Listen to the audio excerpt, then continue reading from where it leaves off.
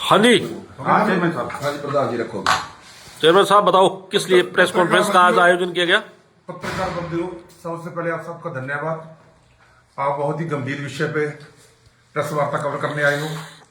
हम मुख्यमंत्री महोदय का धन्यवाद करते हैं। 2014 से जो मांग हमने उठाई थी फिरोजपुर फीडर की, आज वो पूर्ण होने जा रही है। लेकिन इसके साथ साथ हमारी अन्य मांगे बहुत हैं जो समय समय पर आ रही हैं और कुछ पिछले सालों से लगातार चल रही हैं। मैं कहूँगा कल संतवीर जी सारी मांगों पे रोशनी डालेंगे और सरकार तक आपके माध्यम से बात पहुंचाएंगे ताकि जो किसानों को आ रही दिक्कतें उनको किसानों को राहत मिल सके। संतवीर सिंह जी मोहन पर। हाँ जी, बहुत बहुत धन्यवाद प्रधान जी और आप भी पत्रकार साथियों। जैसे प्रधान जी ने कहा है कि मुख्यमंत्री जी ने 3 मांगे हमारी हल की। पहली मांग फिरोजपुर फीडर, दूसरी मांग हमारी थी RD 45 से गंगानगर तक गंगनहर का पुनर्निर्माण और तीसरी मांग बड़ी मांग थी गाजर मंडी वाली। तो हम उनका धन्यवाद भी करते हैं, गंगानगर की धरती पर स्वागत करते हैं, ये हमारा धर्म बनता है और ये अच्छी बात है कि उन्होंने हमें बजट दिया है, आए हैं। लेकिन जब कोई मुख्यमंत्री गंगानगर की धरती पर आता है, स्वागत के साथ साथ कुछ मांग जो किसानों की जायज मांगे हैं वो भी हमारा फर्ज पड़ता है कि हम तक पहुंचाएं। वो निम्नलिखित मांगे हमने इस प्रेस नोट में भी दी है, आपको दे देंगे और मुख्य तौर पर हम थोड़ा थोड़ा उसके बारे में ज्यादा लंबा नहीं खींचेंगे, बता देंगे। एक तो जो फिरोजपुर फीडर का पुनर्निर्माण किया जाना है, हम चाहते हैं कि RD 45 से गंगनहर का निर्माण जब 300 करोड़ का बजट पास है तो वो निर्माण भी उसकी DPR बना के साथ ही कर लिया जाए ताकि किसानों को बंदी का बार बार सामना ना करना पड़े, दिक्कतें ना आए। और जब फिरोजपुर फीडर बननी है तो पंजाब तो कह रहा है कि हम बंदी लेंगे जनवरी में, 15 जनवरी से, और हमारे जनवरी फरवरी में गेहूं की और जौ की फसल होती है, हमारा एरिया बर्बाद हो जाएगा। तो हमने वाया नहरी महकमा सरकार तक पहले भी लिखित में ये मांग पहुंचाई है कि अच्छी व्यवस्था नहीं, अच्छी वैकल्पिक व्यवस्था तब बनेगी जब पुरानी बीकानेर केनाल और पुरानी ईस्टर्न केनाल दोनों नहरों को तैयार करके उनके पटड़े मजबूत करके, बाकी मेरे बाद में कुछ आपको चेयरमैन साहब बता देंगे, ये मौका देख के आए हैं, उनके पटड़े मजबूत करके आगे जो क्रस्ट बने हुए हैं उन क्रस्ट को तोड़ के वहां से 2200-2300 पानी दोनों नहरों में लिया जा सकता है। ट्रायल करे सरकार, 2-4 दिन पानी चला दे, ट्रायल करके अगर पानी वहां से 2000 से ऊपर आता है तो जब मर्जी बदली ले।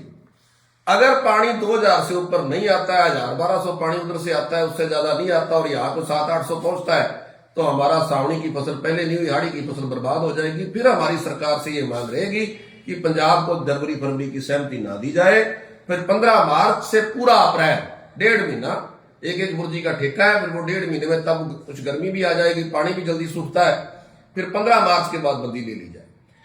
अगर सरकार इस बात को गंभीरता से नहीं लेती, अगर मनमर्जी या पंजाब के दबाव में आके बिना वैकल्पिक व्यवस्था का ध्यान किए हुए हमारी मांग को मान लो इग्नोर करते हुए अगर बंदी ले लेती है तो फिर हम सरकार को धन्यवाद के साथ साथ ये चेताना भी चाहते हैं कि हम गंगानगर की धरती में चुप नहीं बैठेंगे।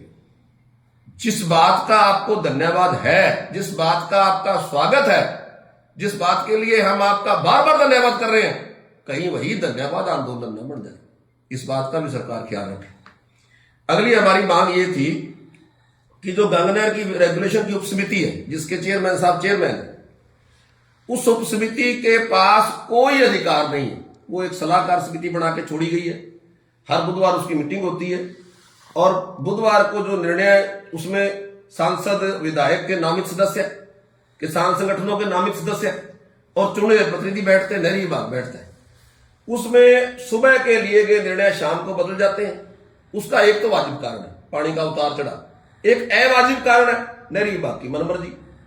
अब नहरी विभाग कहता है हमारे पास स्टाफ नहीं है, हालांकि स्काडा लग चुका है, रिकॉर्ड ऑनलाइन हो चुका है, सारा का सारा हेडहार ऑनलाइन हो चुका है, तो शाम तक वो निर्णय बदल जाते हैं। कहने का मतलब मीटिंग का कोई औचित्य नहीं निकलता, नहरें बार बार पिटती हैं, किसान शोर मचाते हैं। इसी रोष स्वरूप, क्योंकि उस रेगुलेशन कमेटी में हमारे संगठन की तरफ से नामित मैं हूं, चेयरमैन साहब के मैं साथ बैठता हूं, तो हमने सभी ने रोष स्वरूप अपना इस्तीफा कलेक्टर को सौंपा।